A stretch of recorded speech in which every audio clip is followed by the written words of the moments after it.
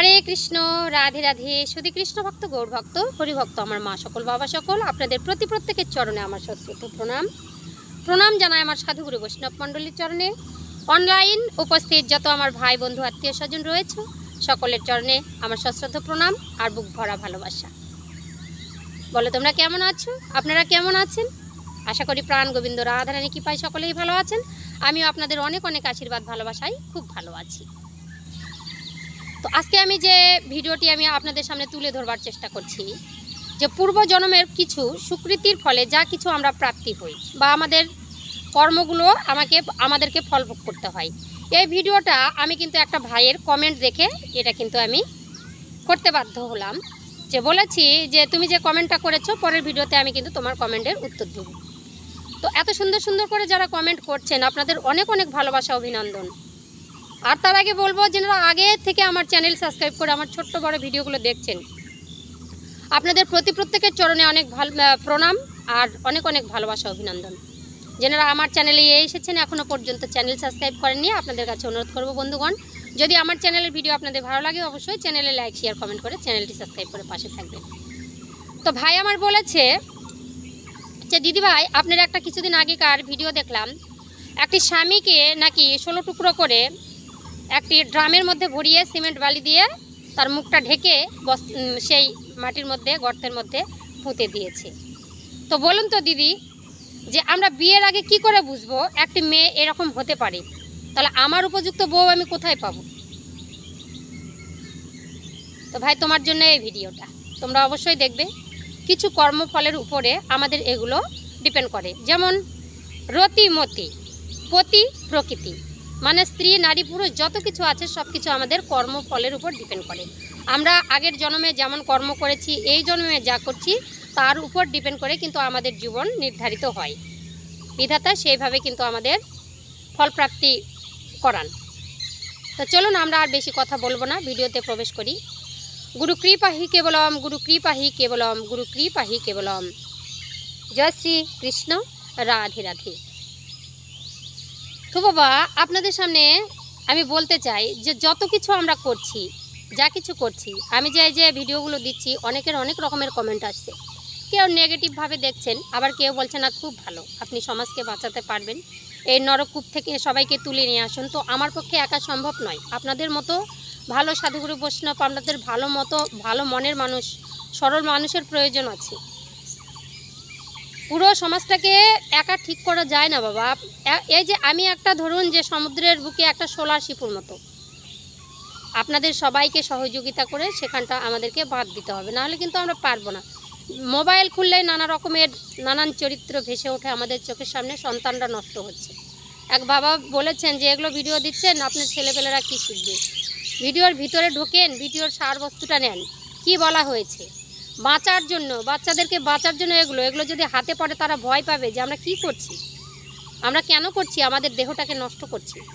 সাধারণ ঘরের এগুলো গোপন কথা আপনাদেরকে সবাই দেবে না, যার জন্য আমাদের সাধুগুরু বৈষ্ণবের কাছে আমি বকা খাচ্ছি যে শিক্ষামন্ত্র আর কারো প্রয়োজন নেই, নিতে হবে না এরকম বলছেন গুরুদেবরা, নিতে হবে না, কারণ সবই তো মিডিয়াতে পাওয়া যাচ্ছে। তা নয়, আমি আপনাদের বলবো একটা শিক্ষামন্ত্র বা দীক্ষা ঘরে কাজ আছে বাবা, সব কিছুতে মানে মিডিয়া দেখে হয় না, এগুলো আমরা আগে জানবো যে এর ভিতরে কি আছে, এরা আমরা কেন শিক্ষা দীক্ষা গ্রহণ করব, প্রয়োজনটা কেন, তার জন্য আপনাদেরকে জানানোর জন্য। আপনাদের সবারই জানার অধিকার আছে যে আমরা কোথা থেকে এলাম, আমাদের কি করণীয়, আমরা কিভাবে বাঁচবো, কি খাবো, কোথায় যাব, সব কিছু একটা ব্যক্তির জানার প্রয়োজন আছে। নেট ব্যালেন্স মারছেন, টাকা মাসের পর মাস ঢুকাচ্ছেন কিন্তু কিছুই ভালো পাচ্ছেন না, লোকের ভিডিও দেখে নিজের নেটটাকে শেষ করে দিচ্ছেন, কিছু পাবেন কি পাচ্ছেন না, সন্তানরা আরও গচ্ছায় যাচ্ছে। তার জন্যই এগুলো ভিডিও। বলে আপনি যদি বলেন যে দিদি ভাই আপনার ইনকাম মুনাফা অবশ্যই রয়েছে, অবশ্যই রয়েছে। পেট যখন আছে, একটা ভৌতিক শরীর আছে, তার চাওয়া পাওয়া অনেক কিছু আছে বাবা, প্রয়োজন অনেক আছে। বেঁচে যখন আছি তো অনেক কিছু চাওয়া পাওয়া রয়েছে, তার মধ্যে দিয়ে একটু ভালো কর্ম করে যদি আমরা চাওয়া পাওয়াগুলোকে পূরণ করি তাহলে তো তাতে ক্ষতি নেই। একজন বাবা বলেছেন আমার স্ত্রীকে শান্তি দিয়ে আমি নিজেকে রক্ষা করার কাজ আমি করছি মা, খুব ভালো করেছেন। আর একজন ভাই বলেছেন যে আমার খুব ইচ্ছা করে আমার 2 বছর যদি আমি রতি সাধন করি আমার কি ক্ষতি হবে না? আমি বলবো না, বলছে এরা কেউ কেউ ভয় দেখায়, এই সমাজটাকে তোমাকে তো সমাজটাই নষ্ট করছে। মানে মানে ওই সঙ্গম ছাড়া আমাদের মানে কিছুই নেই। সমাজটাতে আনন্দে ভরা প্রস্ফুটিত একটা সমাজ, সেটাকে সেই আমরা গ্রহণ করতে পারছি না এই সঙ্গ দোষের জন্য। সাধু সঙ্গে সর্ববাস বলেছে, অসৎ সঙ্গে নরকবাস, সর্বনাশ। তাহলে সাধু সঙ্গ করতে হবে, গুরুর আশ্রয় নিতে হবে, শিক্ষা দীক্ষা গ্রহণ করতে হবে, কিছু জানতে হবে, কিছু জানতে গেলে কিছু ত্যাগও স্বীকার করতে হবে নিজেকে বাঁচাবার জন্য। আজকে আপনাদেরকে একটা ভক্ত চরিত্র শ্রবণ করাবো, যে কিছু কর্মের ফল, আগেকার কর্মের ফলে কি হয়। তো কি বলেছে, যদি আগের স্বীকৃতি, আপনি মনে করুন যে আগের জন্মে আপনার স্ত্রীকে খুব জ্বালিয়েছেন, এটা একটা সাপোজ কথা বলছি, তো খুব জ্বালিয়েছেন, তখন হয়তো আপনি একটা সুন্দরী নারীর সঙ্গে প্রেম করতেন, তাকে ধোঁকা মেরেছেন, বা আপনি বড়লোক ছিলেন, ও গরিব ছিল, তার জন্য ধোঁকা মেরেছ, যার কর্মের ফলটা তোমাকে এই জন্মে ভোগ করতে হচ্ছে। ভগবান বলছে, যা আগের জন্মে তুই একটা মেয়েকে দিয়েছিলাম গরিব বলে, তাকে তুই অবহেলা করলি, এই জন্মে সে ভালো ঘরের জন্মগ্রহণ করলো, তাকে নিতে গেলে তোকে মুখে লাথি মেরে সে চলে গেল। নানা রকমের ভগবান দিয়েছে এমন জীবন, আগের জন্মের কিছু কর্মফল ভোগ করতে হয়। দেখবেন কত কত গুণীজন, কত কত সাধকগণ, সবাই কিন্তু এমন এমন একটা রোগাগ্রস্ত হয়ে থাকে, বা কোনো একটা বিপদে পড়ে, বা কোনো একটা লোকেই বলে যে ও পাপ করেছিল তাই এমন হয়েছে, কিন্তু এই জন্মে পাপ করেনি, উনি সাধু। আবার লোকে বলে আরে এত সাধুগিরি করে, কৃষ্ণ কথা বলে, তার আবার এইরকম হলো কেন? সেটা পূর্বজন্মের কিছু ফল। পূর্বজন্মে যদি আপনি সংস্কারিত থাকেন, আপনি যদি ভাগবত গীতা আস্বাদন করেন, আপনার যদি কিছু ভুল থেকে যায়, তাহলে পরের জন্মে যে কাজটা আপনি সম্পূর্ণ করতে পারেননি, যার জন্য আপনি আবারও ভাগবত গীতা আস্বাদন করবেন, আপনি ভালো হবেন, আপনার পাপ বিচারটা মনের মধ্যে থাকবে, কিন্তু কর্মফলটা আপনাকে ভোগ করতে হবে। ভগবান বলেছে যদি কর্মফলও ভোগ করতে হয়, তো আমার ভক্ত কখনো ভয় পায় না, আমার ভক্ত কখনো ভেঙে পড়ে না। নমে ভক্তা প্রণশ্যতি, আমার ভক্ত কখনো হেরে যায় না, তো সে সবসময় ভালোই থাকে। তার পাশে মানে সে কর্মফল ভোগ করলেও তার পাশে আমি থাকি, ভগবান তাকে ছেড়ে দেয় না, কর্মফলও ভোগ করাবে, আবার সহ্য ক্ষমতাও দেবে। তো তদ্রূপ একটা ভক্ত চরিত্র আজকে আপনাদের সামনে বর্ণন করব একটু অন্য স্বাদে। তো চলুন আমরা একটু ভক্ত চরিত্র শ্রবণ করি। তো সাধুসঙ্গ ভক্ত চরিত্র শ্রবণে এটাই তো হচ্ছে ভক্তির পথ, এটাই তো হচ্ছে সাধনার পথ। সাধুসঙ্গ কেন করবেন? যদি এক জায়গায় পচা আলুর সঙ্গে কিছু ভালো আলু রাখেন, সেগুলো পচে যায়। আর যদি মনে করেন যে কৃষ্ণ কথা, ভক্তি কথায় গিয়েছেন, ভক্তের মাঝে আছেন, ভক্তের পরশে, যেমন করোনার সময় সংক্রামিত হয়েছিল, কারো সঙ্গে কারো ছোঁয়া যাবে না, নাড়া যাবে না, রোগটা যেমন সংক্রমণ করে, সেরকম কৃষ্ণ কথা, ভক্ত কথার মাঝে যদি আপনি থাকেন, তাহলে ওদের যে ভক্তি রয়েছে তাদের মনে সেই ভক্তির দাগ বা কিছু অংশ হলে আপনার শরীরে প্রবেশ করবে, আপনার অন্তরে গিয়ে প্রবেশ করবে, টোকা মারবে। এটাই হচ্ছে লাভ, এটাই হচ্ছে সাধন ভজন। গুরুর প্রয়োজন আছে, ভক্তি আস্বাদন করার প্রয়োজন আছে, সাধুসঙ্গ করার প্রয়োজন আছে, তবেই তো কৃষ্ণ কৃপা পাবো, তবেই তো ভগবত প্রাপ্তি হব, তবেই তো কর্মগুলো ভালো হবে, যে কর্মের ফলে আপনি সুন্দর সন্তানের জন্ম দিতে পারবেন, সুন্দর স্ত্রী প্রাপ্তি হবেন, আবার সুন্দর স্বামী প্রাপ্তি হবেন। এই জন্যই এগুলো প্রয়োজন আছে বেশি জানার।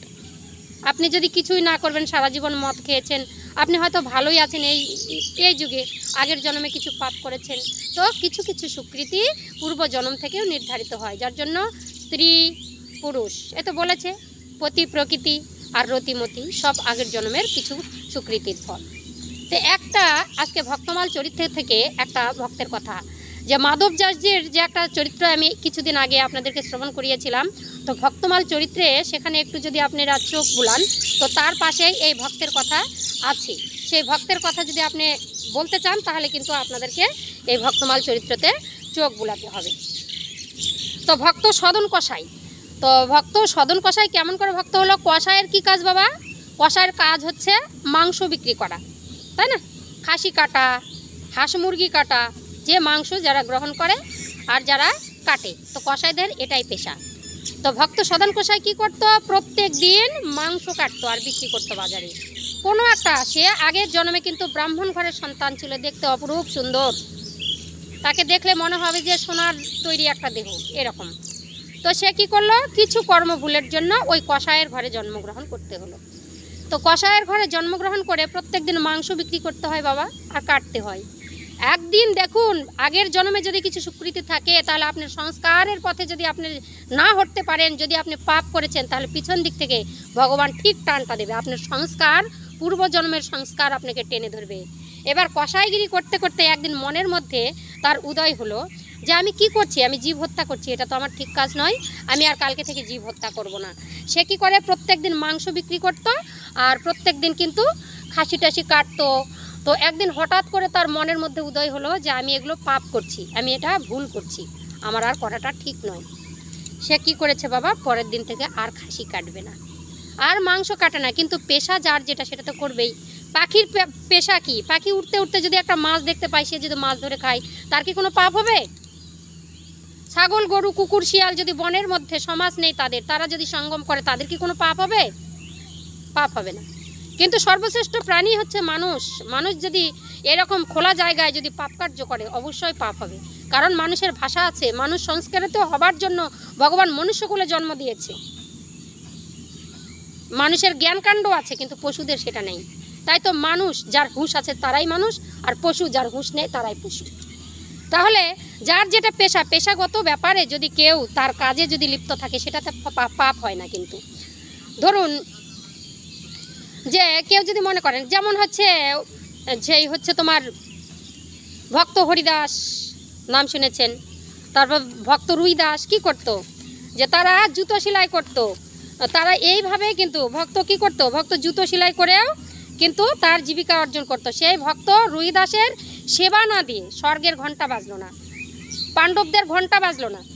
তাহলে তার পেশা জুতা সেলাই করা, আর সে কি করেছে, নারায়ণ শিলার উপরেই জুতাটা রেখে কিন্তু জুতো সেলাই করতো। তার তো হৃদয় জ্ঞানই ছিল না যে কোনটা নারায়ণ আর কোনটা ভক্তি, কিন্তু তার মন পরিষ্কার ছিল, সে সর্বক্ষণ হরিনাম করত।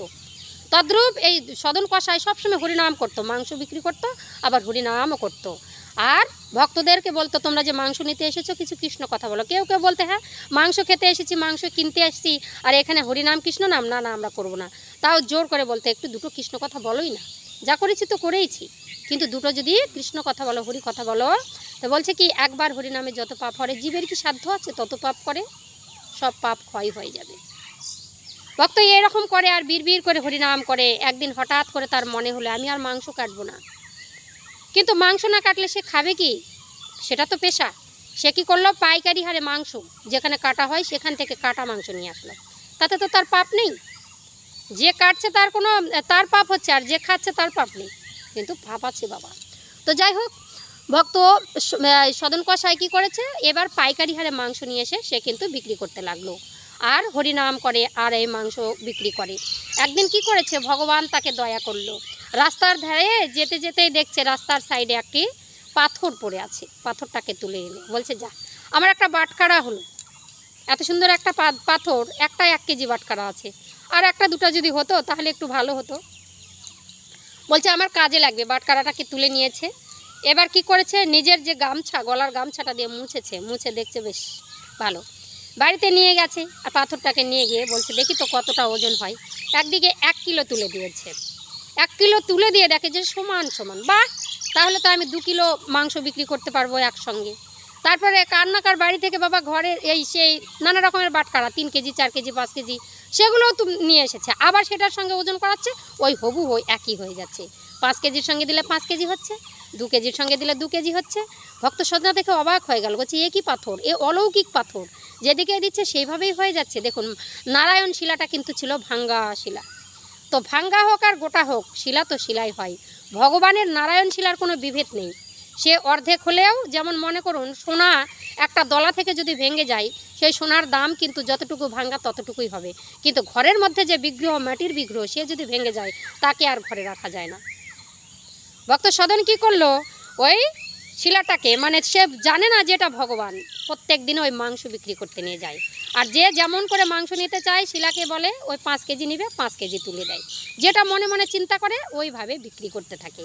আর সবাইকে বলে, শোনো তোমরা সবাই কৃষ্ণ নাম করো, হরি নাম করো, দেখবে। আর সবাই দেখে অবাক হয়ে যায়, একটা শিলা দিয়ে একটা দিয়েই সবাই মাপছে, অন্য দোকানে নিয়ে গিয়ে আবার মাপ করে যে একটাই তো সেই পাথর দিয়ে মেপে দিচ্ছে, তো কম হচ্ছে কি বেশি হচ্ছে একটু যাচাই করা দরকার।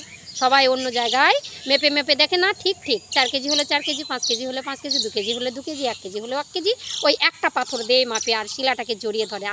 অলৌকিক পাথর, এটা ঠিক আমার ভগবানই দিয়েছে। হরিনাম করে আর বুকে জড়িয়ে জড়িয়ে ধরে। সে আর জানে না যে এটা কোন পাথর, এটা যে নারায়ণ শিলা তার আর জানা ছিল না। সেই দিকেই একটি শুদ্ধি ব্রাহ্মণ যাচ্ছিল। ব্রাহ্মণ দূর থেকে দেখলো, ব্রাহ্মণ যদি নারায়ণ শিলা পূজা না করে সেই ব্রাহ্মণের পুজো কখনো ঠিক হয় না, কখনোই পুজো শুদ্ধ হয় না। সেই ব্রাহ্মণ দূর থেকে দেখছে এটা কোন শিলা, কোন পাথর দিয়ে সে ওজন করছে, সবাই দেখছে আর নিয়ে গিয়ে অন্য জায়গায় মাপছে। আমি একটু দূর থেকে দেখি তো। দূর থেকে দেখলো যে এই শোনো, তুমি যে ওখান থেকে মাংসটা মেপে আনলে একটু যাচাই করেছো, কত নিয়েছো? বলছে 1 কেজি। বলছে আমি দেখছি ওই পাথর দিয়ে সবাইকে মেপে মেপে দিচ্ছে, তো একটু যাচাই করার প্রয়োজন আছে তো। বলছে হ্যাঁ। বলছে যাও না ওই দোকান থেকে যাচাই করে, আমরা যাচাই করেছি, আমরা আর করবো না। তো এখন ব্রাহ্মণ বলছে একটু ধীরে ধীরে যাই তো। গিয়েই দেখছে চক্র চিহ্ন, ভগবানের সেই চক্র চিহ্ন। তো নারায়ণ শিলার মধ্যে শঙ্খচক্র গদাপদ্ম নানা রকমের চিহ্ন থাকবে। ওরকম কালো পুরো পাথর যদি আপনারা রাস্তায় পান তাহলে ভাববেন এটা নারায়ণ শিলা।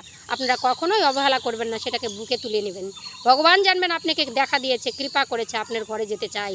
যে পুরুষ ব্যক্তি, সেই সংসারের পুরুষ ব্যক্তি ওই নারায়ণ শিলাতে তুলসী পত্র দিয়ে সকালবেলা স্নান সেরে পুজো করলে সর্বকাজে সিদ্ধি হয়ে যায়। জয় জয় নিতাই গৌর সীতানাথ প্রেমানন্দে হরি হরি বল। তো ভক্ত সদন প্রত্যেক দিন জড়িয়ে জড়িয়ে ধরে আর মাংস বিক্রি করে। ব্রাহ্মণ ঠাকুর 1 পা 2 পা করে গিয়ে বলছে ওগো শোনো না, তোমার ওই পাথরটা আমাকে দেবে। বলছে কেন? বলছে ওই পাথরের বিনিময়ে তুমি যা চাও তাই দেবো, তুমি আমাকে দাও না। এবার ব্রাহ্মণ চেয়েছে, মুখের দিকে সদনে তাকিয়ে দেখলো, দেখে বলছে তুমি কি করবে? বলছে আমার এটা খুব প্রয়োজন। বলছে ঠিক আছে, একটা পাথরই তো চেয়েছে, দিয়ে দেই। তো ভক্ত সদন কি করেছে, সঙ্গে সঙ্গে ব্রাহ্মণের হাতে ওই পাথর তুলে দিয়েছে। আর পাথর বাড়িতে নিয়ে গিয়ে বাবা যত পরিপাটি করে ঘি মধু গঙ্গা জল পঞ্চগব্য নানা রকমের দিয়ে সুন্দর করে এই পাথরটাকে পরিশুদ্ধ করে নিজে সিংহাসনে বসিয়েছেন, আসনে সুন্দর করে সেজে গুজে ওই আসনে স্থাপন করেছেন। আর যত রকমের সেবা, ঘুম থেকে উঠে সেই তোমার মঙ্গল আরতি সব কিছু শোনাচ্ছে। 2-1 দিন যেতেই রাত্রেবেলা ব্রাহ্মণ স্বপ্ন দেখলো, ব্রাহ্মণ ঠাকুর আমার যেখানে স্থান সেখানে তুমি রেখে এসো, আমি তোমার ঘরে শান্তি পাচ্ছি না। শান্তি পাচ্ছ না কেন? আমি তোমাকে শুদ্ধি করেছি, আমি তোমার মঙ্গল আরতি করি, আমি তোমাকে ভোগ রাখ দিই, তবু কেন শান্তি পাচ্ছ না? না আমি থাকতে পারবো না। যে ভক্তের মন সরল সাদাসিধে, ও যে বড় ভালোবাসে, বলছে ওই মাংস বিক্রেতার কাছে তোমাকে চাপিয়ে দিয়ে মাংস বিক্রি করতো, সেখানে তুমি থাকবে, মাংসর জলে তোমাকে ধোয়া হতো, হোক না, তাতে কি যায় আছে। বাবা যার যেটা পেশা সেটা করলে কোনোদিনও পাপ নেই। ভক্তমাল চরিত্র বারবার দেখিয়েছে, যদি পতিতা হয় তার পেশা বেশ্যা করা, পুরুষকে ভোলানো। যদি কেউ শূদ্র হয়, ব্রাহ্মণ হয়, ক্ষত্র হয়, যার যেটা ধর্ম সে যদি সেটাই যদি ঠিকঠাক করে পালন করে, আদর্শ মেনে যদি সেটা করে, তাতে কোনো পাপ নেই। নিজের ধর্মই যদি ত্যাগ করে অন্যের ধর্ম পালন করতে যায় তবেই সে পাপ করবে, নচেত নয়। ব্রাহ্মণ ঠাকুরকে বলছে তুমি তাড়াতাড়ি আমাকে সদনের কাছে দিয়ে আসো, আমি আর তোমার ঘরে থাকতে চাই না। বলছে এত সুন্দর করে রেখেছি ঠাকুর, তবু তুমি আমার ঘরে থাকবে না? বলছে না না, থাকবো না। আমি সরল ভক্তকে ভালোবাসি, ও আমাকে জড়িয়ে জড়িয়ে আমাকে নাম শোনায়, সর্বক্ষণ আমাকে নাম শোনায়, আমি ব্যাকুল হচ্ছি, আমি এখানে থাকতে পারবো না, আমার বড় কষ্ট হচ্ছে, আমার দম আটকে আসছে। ধরপর ঘুম থেকে উঠে ধরপর করে ওই শিলাটাকে বুকে তুলে নিয়েছে। ঠাকুর তোমাকে আমি রাখতে চেয়েছিলাম, তুমি আমার কাছে থাকলে না, চলো তোকে তাকেই দিয়ে আসি। সঙ্গে সঙ্গে ভক্ত সদন কষাইয়ের কাছে গিয়ে সদন কষাইকে দেখছে, বলে শোনো না। বলছে কি, তুমি কে গো? আমি তো জানি না। তুমি কে? যে ঠাকুরকে আমি ঘরে নিয়ে গিয়েছিলাম, যাকে তুমি বাটকারা ভেবে মাংস বিক্রি করতে, সেটা আর কেউ নয়, সেটা হচ্ছে নারায়ণ শিলা। তাকে দিয়ে তুমি এমন করো না, সে যে আমার ঘরে থাকতে চায় না, তোমারই কাছে থাকবে। বলছে কি পুরোহিত মশাই আপনি কি বলছেন? এটা কি সেই নারায়ণ শিলা? আমি তো চিনি না। সঙ্গে সঙ্গে কি করেছেন ভক্ত সদন সেখান থেকে উঠে বলছে মাংস আর বিক্রি করব না, ঠাকুরকে অবহেলা করব না। হে ঠাকুর তুমি যখন এসেছো তবে কেন আমাকে বলনি যে তুমি ঠাকুর হও? আমি তো কিছু চিনি না, আমার ভিতরে জ্ঞান ভেদাভেদ কিচ্ছু নেই। সঙ্গে সঙ্গে কি করেছে, ঘরে নিয়ে গিয়ে কাঁদছে। বলছে আর নই, আর আমি তোমাকে দিয়ে বিক্রি করব না, আমি ভিক্ষা করে খাবো। ঝোলার মধ্যে পুড়িয়ে ওই নগরে নগরে ভিক্ষা করে ওই সদন কষাই ভিক্ষা উপার্জন করে খাই। একদিন হঠাৎ করে মনে মনে চিন্তা করলো, বলছে না না, আমি আর এখানে থাকবো না, আমি আর থাকবো না, আমি লীলা চলে যাব। লীলা চলে যাবার জন্য তার প্রবৃত্তি জাগে, বাসনা জাগছে যে আমি চলে যাব, আমি আর থাকবো না। এবার লীলা চলে যাবে, যেই না যেতে যেতে বাবা মাঝ পথে, লীলাচলটা কোথায়? সেই পুরী মন্দির, উড়িষ্যা। তো যেতেই একটি পতিতালয়ের সাইড দিয়ে যাচ্ছে, ওই পতিতা নারী সামনে দেখছে সুন্দর একটি পুরুষ, তাকে দেখে মনে বাসনা হয়, তাকে বলে বলে ছলে কৌশলে বাড়িতে নিয়ে যাচ্ছে। বাবা আজকে আপনার একটু সেবা করার সুযোগ দেন, কালকে আপনি নীলা চলে যাবেন, আজকে আপনি আমাকে একটু সেবা করার সুযোগ দেন, আপনি আমার ঘরে যান। হাত পা ধরে, পতিতার তো একটাই লক্ষ্য, কোনো ভালো পুরুষকে কিভাবে তারা হাতের কবচায় আনবে, তারা কিভাবে টাকা ইনকাম করবে, তারা কিভাবে ভোগ বিলাসতা করবে, এই হচ্ছে পতিতাদের ধর্ম। আজকাল পতিতা যেখানে সেখানে ঘুরে বেড়াচ্ছে ছোট ছোট ড্রেস পরে, যার জন্য সমাজটাই এমনটা হয়েছে। তো কি করলো, ভক্ত সদনকে আস্ত করে ডেকে ডুকে নিয়ে গেল ঘরের মধ্যে মাঝরাতে। পতিভ্রষ্টা নারীও পতিকে ভালোবাসে না, ঘরে পতি আছে, পতি কিন্তু প্যারালাইসিসে ভুগছে, আর ভক্ত সদনকে নিয়ে গিয়ে রাত্রেবেলা গিয়ে বলছে তুমি আমাকে গ্রহণ করো, তুমি আমাকে চরণে ঠাঁই দাও। মানে কাম বাসনা জেগে গেছে। এত সুন্দর দেখতে, আগের জন্মে ব্রাহ্মণ ছিল, দেখলেই মনোহরিত রূপ, দেখলেই ভুবন বোলানো রূপ। বলছে এ কি বলছেন মা, আমাকে তুমি এইভাবে কেন ডাকছো মাগো, তুমি কিন্তু আমার সঙ্গে এটা করতে তুমি পারো না, তুমি তো দেখছো আমি সাধ্বী পুরুষ, আমি কিন্তু নারী কামনা বাসনায় আমি লিপ্ত হব না। বলছে কি এত বড় স্পর্ধা। সে কি করেছে, ওই শিলাটা বের করে স্বামীর মাথাটা ফাটিয়ে দিল চোখের সামনে। ভক্ত সদন ঘরেই ছিল, চিৎকার করে ডেকে উঠলো, ওগো কে কোথায় আছো, দেখো সাধুরূপে এসে আমার স্বামীকে মেরে আমাকে গ্রহণ করতে চাই, তাই আমার স্বামীটাকে হত্যা করে দিল। চারিদিকের মানুষ ছুটে এলো রাত্রিবেলা, এসে ভক্ত সাধনাকে বলছে তুমি সাধুর বেশ ধারণ করেছো, কপালে তিলক করেছো, আর আজকে তোমার নারীর নিশা যায়নি, হাত দুটোই আগে কেটে দিল বাবা। সঙ্গে সঙ্গে ভক্ত সাধনা বলছে দয়াময়, এটাও মনে হয় তোমারই ইচ্ছা ছিল। যারা ভক্ত তারা কখনো নষ্ট হয় না বাবা, তাদের ধৈর্য থাকে দয়াময়। আজকে তোমার কাছে যাচ্ছে, তুমিও তো হাত কাটা, তোমারও তো হাত নেই, তুমিও তো ঠুটা জগন্নাথ, আমি যাকে ভালোবাসি আমারও না হয় তার জন্য, তার কৃপাতে আমার এমনটা হলো। কাঁদতে কাঁদতে চলে যাচ্ছে ঠাকুরের নাম করতে করতে, নারায়ণ শিলাটা গলে ঝুলছে, চলে যাচ্ছে কাঁদতে কাঁদতে। আর যেতেই পুরীর কাছে না যেতেই পুরীর যত দূত সৈন্য ভগবান জগন্নাথ তাকে পাঠিয়ে দিয়েছে রথ নিয়ে, বলছে ওগো তুমি এসো, আমাদের ঠাকুর তোমাকে ডেকেছে। সেখানে আরও আছে, ভগবানের সাইডে কত লোক আছে, তারাও ভক্ত হিসাবে এমনভাবে আছে, তাদের ইশারা বুঝতে পারে। পালকি নিয়ে এসেছে, ভক্ত সদনকে উঠিয়ে নিয়ে গেল, যে না পুরীর দরজার কাছে গেল, ভগবানকে প্রণাম করবে, নয়নবাড়ি ধারা ভেসে যাচ্ছে ভক্ত সদনের, কিন্তু প্রণাম করার তো দুটো হাত নেই, দুটো হাত কেটে দিয়েছে। বলছে দয়াময়, আজ আমি তোমাকে জোর হাতে প্রণাম করতে পারবো না, আমার তো হাত দুটো কাটা পড়ে গেছে, তাই যদি তোমার কৃপা হয় অন্তরঙ্গ স্থল থেকে আমি তোমার চরণে প্রণিপাত জানালাম, তুমি গ্রহণ করো। ভগবান বলছে ওরে ভক্ত, ভক্ত আমার মাতা পিতা, ভক্ত আমার গুরু, তাই তো ভক্ত নাম রেখেছে বাঞ্ছা কল্পতরু। তোমার কষ্ট হচ্ছে জন্য তোমাকে পালকি দিয়ে পাঠিয়ে দিয়েছে, তুমি আসছো। আজ আমার করুণায় তোমার হাত যেমনটি ছিল তেমনটি হয়ে যাক। সঙ্গে সঙ্গে ভক্ত সদন কষায়ের হাত দুটো আগের মতো হয়ে গেল, করজোড়ে প্রণাম করলো, আর জয় জগন্নাথ বলে চিৎকার করলো।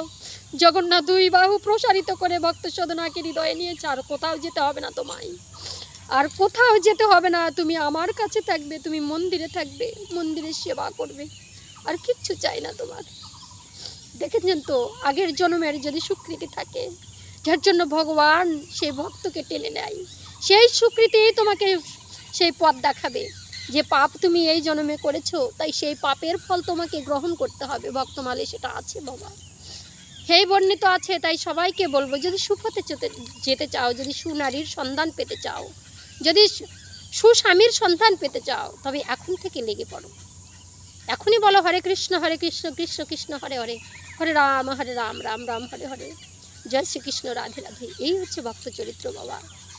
আগের জন্মের কিছু কর্মফল আমাদেরকে ভোগ করতে হয়, তবে ভগবান কখনো ছেড়ে দেয় না আমাদের, ভগবান পাশেই থাকে। ভগবান বলে যে কর্মফল তুমি যাকে করতে দিয়েছিলাম তার থেকে বেশি বেশি কেন করবে, তখনই টেনে ধরে ভগবান, তোমাকে পাপ কিছুতে করতে দেবে না, তখনই তোমার মনে চৈতন্য উদয় হবে। যারা কামিক পুরুষ, যারা কামিক নারী, তারা এগুলো ভাবে না, তারা ভাবে মনে হয় ভুল বলছে আমাদেরকে, তাদের এটা শুনতে ভালো লাগে না, কাম বাসনায় মনে হয় ভগবানের থেকেও উন্নত, তারা এটাই ভাবে, কিন্তু এটা ঠিক কথা নয়।